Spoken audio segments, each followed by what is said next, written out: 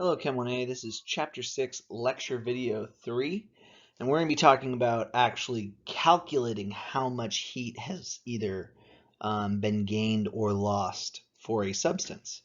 So the way we do this, it really just is dependent on three variables, and those variables are the amount of material. This one is typically in the mass is what we use for amount here, so in grams. The magnitude of the temperature change, we're going to find that this is actually what we say is delta T, which is really equal to our temperature final minus our temperature initial. And so how big of a temperature change is going to dramatically affect how much heat or energy was lost or gained. And the mass, the larger the mass, the more energy needs to be gained to raise the temperature. And finally, the identity of the material, especially including physical state. Different materials absorb energy differently, so this can have dramatic effects on how much energy is required to change the temperature of an object. So the specific heat capacity allows us to kind of quantify, attribute numbers to the different materials.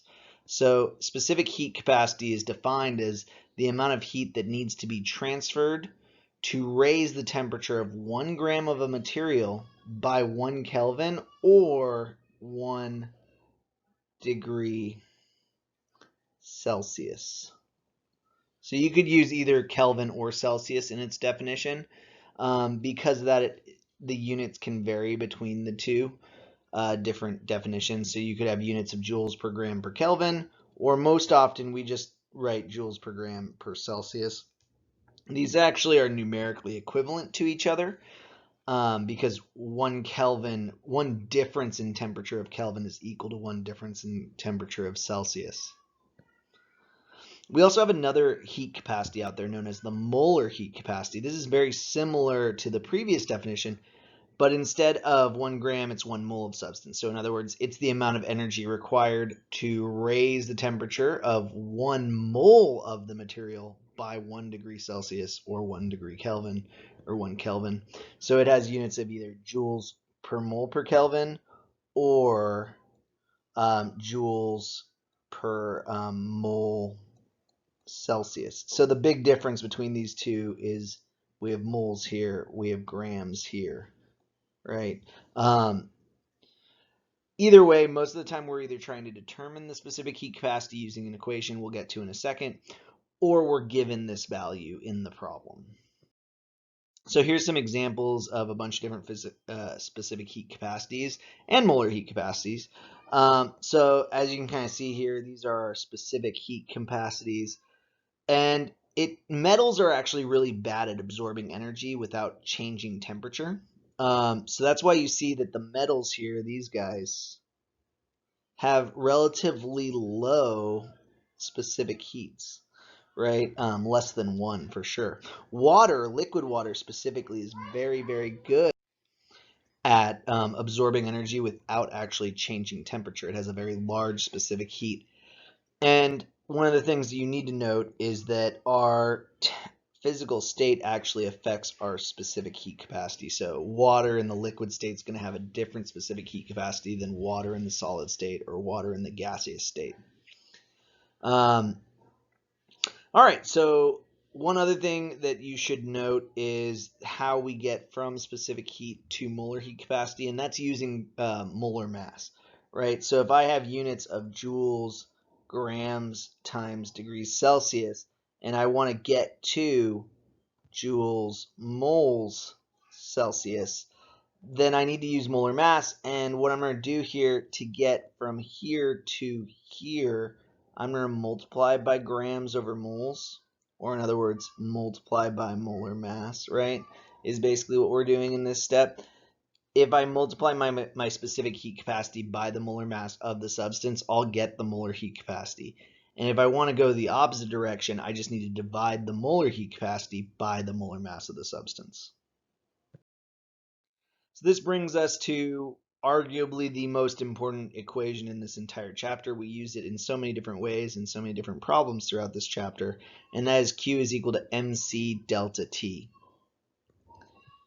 Q is, like I said earlier in an earlier video, defined as the amount of energy in terms of heat that was gained or lost. M here is the mass of a given substance, so this kind of quantifies that first dependent variable, right? The amount of substance. C is the heat capacity or the specific heat of the substance. And delta T is the change in temperature, which, like I said earlier, is always going to be equal to T final, our final temperature, minus our initial. Now, this does not mean higher temperature minus smaller temperature. We can go from a high temperature down to a low temperature. In that case, the lower number, the smaller number, will be our final temperature. Our initial would be the higher starting temperature. So it just depends on what's going on in the system. These two values don't always mean large value minus small value. It could be the opposite depending on what's going on. So let's do an example problem. If 50 grams of water is warmed from 25 degrees or 25.3 degrees Celsius to 33.7 degrees Celsius, what quantity of energy is transferred to heat the water? The C, or specific heat for water, is 4.184 joules per gram per Celsius, right? So here we have the 50 grams, we have our initial temperature, we have our final temperature, we have the specific heat of water. And our equation here is Q is equal to mc delta T, right? And we know delta T is always equal to T final minus T initial, which in this case is 33.7 degrees Celsius. That's the temperature we ended at, minus 25.3 degrees Celsius. Or in other words, 8.4 degrees Celsius, I think. Yeah. So that's our delta T. Now the rest of it we were given already, right? So Q then is going to be equal to our mass, which is 50 grams, times the specific heat of water, 4.184 joules over grams times Celsius, times our delta T, 8.4 degrees Celsius. And if we do all this out, we can get what Q is. And if we look at our units here, right, grams are canceling, Celsius is canceling, and we're going to be left with a value of joules. Joules is an energy unit, so that's good. That's what we want. We want to calculate how much energy is being used. Now what we get is about 1757 joules would be required for this process to occur, right? So we need to gain 1757 joules.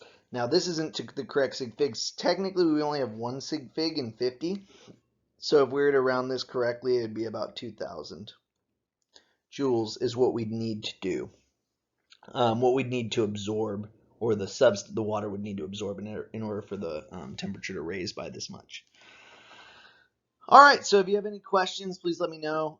There is an issue that a lot of students make here. You really got to be careful when calculating delta T. I would personally just always use Celsius because it works and then you don't have to convert to Kelvin. But if you are going to convert to Kelvin, you got to be very careful.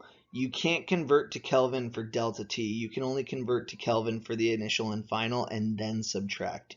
Once you've already subtracted, you are not able to convert that number to Kelvin because adding 273 to that, it's not actually in technically Celsius, it's in the change in temperature in Celsius. So there's a little bit of an issue there. So you can't add 273.15 to this number to convert to Kelvin.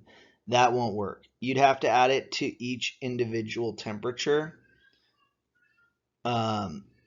before you subtract the values to get delta T. All right, so if you have any questions, as always, please let me know. Office hours, email, what have you.